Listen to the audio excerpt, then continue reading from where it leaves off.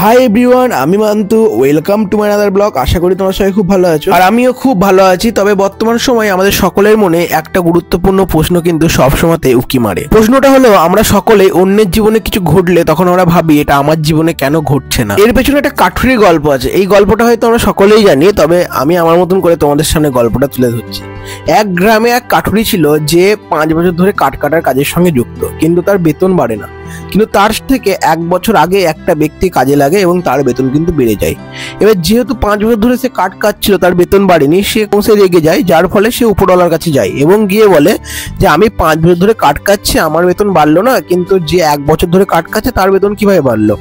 উপরওয়ালার যে কর্মী ছিল সে বলল যে তুমি যে পরিমাণে কাঠ কাটো তোমার তাতে কিন্তু বেতন বাড়বে না, কিন্তু ওই ব্যক্তি যে পরিমাণ কাঠ কাটে ওর বেতন বাড়বে, তাই তুমি যদি ওর মতন কাঠ কাটতে পারো তাহলে তোমার বেতনও বাড়বে। যথারীতি সেই ব্যক্তি চলে যায় কাঠ কাটতে এবং সে অনেকক্ষণ ধরে কাঠ কাটার চেষ্টা করে, কিন্তু আগের থেকে বেশি গাছ সে কাটতে কিন্তু পারলো না। তখন সেই উপরওয়ালার কাছে গিয়ে তার সমস্যার কথা বলল। উপরওয়ালা পরামর্শ দিল, তুমি তার কাছে যাও এবং তার কাছে হয়তো কিছু কায়দা কানুন আছে, সেটা জেনে তাকে জিজ্ঞাসা করো, এতে তোমার হয়তো কাঠ কাটতে কিছুটা সুবিধা হবে। তো সেই ব্যক্তি আর সময় নষ্ট না করে উপরওয়ালা যে কর্মী ছিল তার পরামর্শ অনুযায়ী 1 বছর আগে যে কাজে জয়েন করেছে তার কাছে গেল এবং তাকে একটা প্রশ্ন করলো যে সে এত কাঠ কিভাবে কাটে। তখন সে উত্তরে দিল, প্রত্যেকটা গাছ কাটার পর আমি 2 মিনিট বিরতি নিই আর আমার কোড়ালটিকে শান দিই। তুমি তোমার কোড়ালে শেষবার কখন শান দিয়েছো?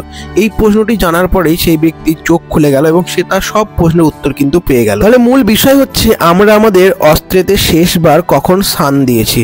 যে ব্যক্তির হয়তো আজকে হচ্ছে, সে হয়তো অনবরত শান দেয় এই গল্পের মতন, যে কারণে তার হচ্ছে।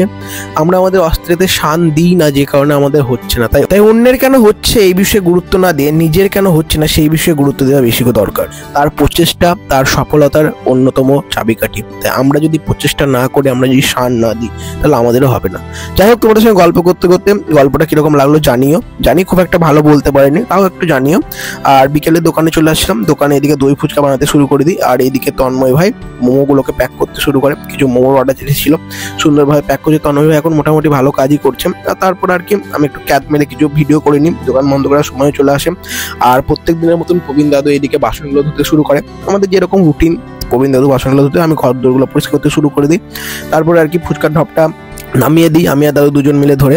আর ফুচকাটা নামিয়ে দেওয়ার পরে একটা হাই হ্যালো করে দিলাম। যাই হোক, তোমরা জানিও আমাদের ভিডিওগুলো কিরকম লাগছে। আজকে হয়তো একটা অন্যরকম ভিডিও করার চেষ্টা করলাম, খুব একটা ভালো ভয়েস ওভার দিতে পারিনি, তবে জানিও। তবে যাই হোক, আজ ভিডিও এখানে রাখছি। দেখাবো অন্য একটা video. Tata guys, thank you for watching.